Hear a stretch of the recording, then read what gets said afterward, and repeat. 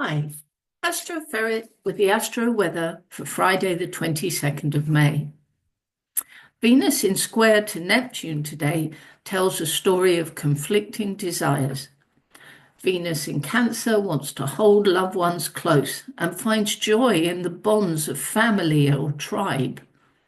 Neptune in Aries is pursuing a very individual dream. Aries is a me first energy and it tends to act independently. Today, Neptune conjuncts asteroid Vesta. The Vestals of Roman times were devoted to the protection of their city and community by guarding a sacred flame. This would resonate with the protective instincts of Venus in Cancer. However, Vestals were fiercely and completely independent, unusual for women in their culture and time. Neptune isn't strong with boundaries or focus, and if the demands of others win too much of our time, the dream is lost, and eventually resentment will set in. For the first time in 84 years today, the Sun is meeting Uranus in the sign of Gemini.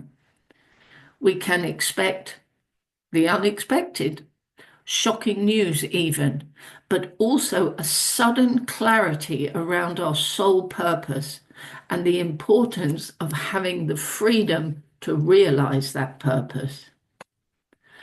There's some wisdom in the simultaneous conjunction with dwarf planet Sedna. Sedna, the Inuit sea goddess, was betrayed and abandoned by her father and sold into a misalliance with a vile seabird. When she tried to escape, she was maimed by those who should have protected her and sank to the bottom of the sea. Her severed fingers became the beautiful creatures of the oceans, and they loved and served her as their queen. The message is, whatever our trials and misfortunes, there is an environment somewhere for us to thrive.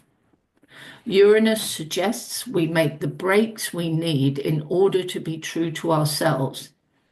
And if we don't, Uranus, the awakener, might push us towards growth and change. Mercury goes out of bounds today too and aligns with the chaos of the times. Things are said we never expected to hear or to say. The whole way we think and communicate seems to be changing in quantum leaps. In sextile to Saturn, we find, probably unexpectedly, that this outspoken speaking of truth helps the work we are doing to pursue our goals and ambitions. Asteroid wisdom comes from a trine to Juno in Aquarius, and that indicates that core committed relationships have to allow us the freedom to be who we were born to be. Lebanese poet and thinker Khalil Gibran advised that married people needed to let the winds of heaven dance between them. This whole period is marked by the electrifying and revolutionary energy of Uranus and the out-of-bounds Mercury and Venus shaking us up with new and unsettling thoughts and feelings. Out-of-bound Venus, together with Pluto in the South Node, are making a constellation called a Yod, or a finger of God, and this focuses our attention on adjustments we have to make in our relationships and on things we need to leave behind in order to evolve and grow through these current experiences. South Node in Virgo reflects that we have learned to be very effective by careful planning, striving for efficiency and perfection. But these are extraordinary times, and we might have to be willing to go off plan sometimes, to be ready to take a leap of faith, even if we're not rehearsed or word perfect. We have to trust that the new systems will crystallize.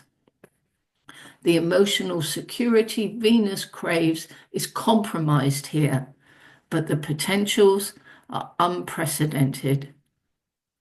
Butterflies are born out of radical transformation. I hope you have a brilliant day, everybody. Thanks for listening. See you tomorrow.